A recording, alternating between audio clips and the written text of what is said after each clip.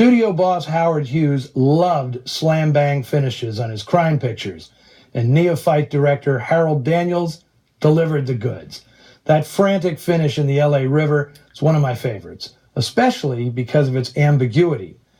Now, in movies of this era, the femme fatale, even ones that undergo a rare change of heart, generally are guilty of something and must pay the price mandated by the production code.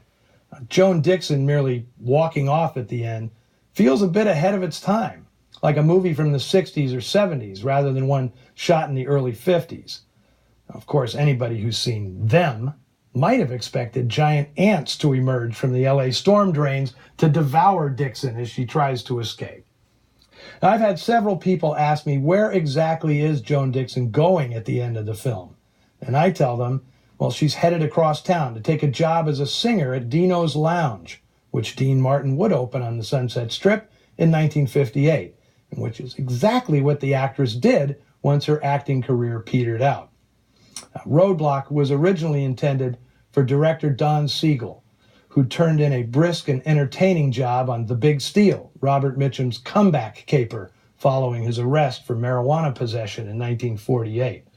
But it was Harold Daniels who finally got the assignment. He had only directed 3 features before this, one of them the insanely bizarre 1949 production The Lawton Story, a religious exploitation picture produced by Carney showman Kroger Babb and co-directed by William One-Shot Bodine.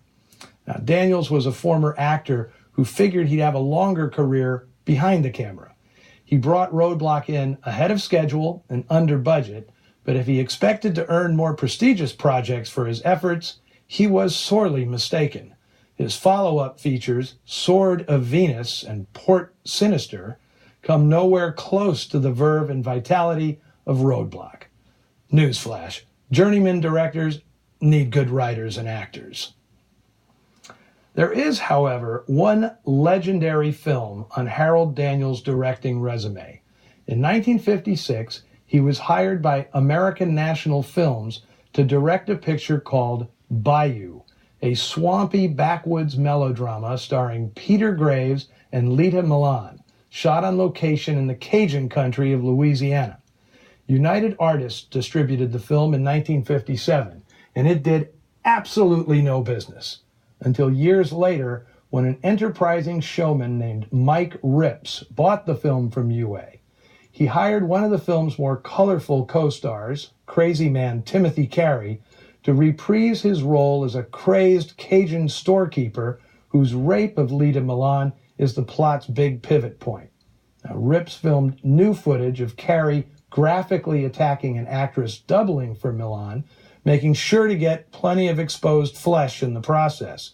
He inserted these violent skin scenes, repackaged the whole thing under the title Poor White Trash, and sold it exclusively in the South, known euphemistically in the trade as the Chitlin Circuit.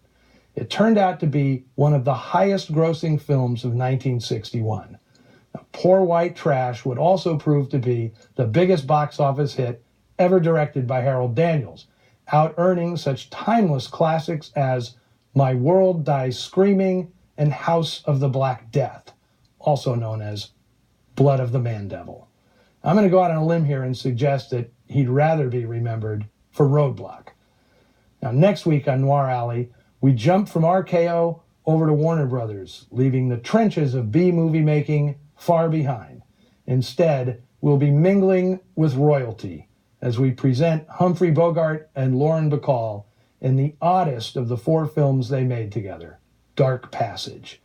Now, as always, you're invited to get online and share your thoughts about today's movie or anything else noir related on our Facebook page and Twitter feed. Until next week, see you in the shadows.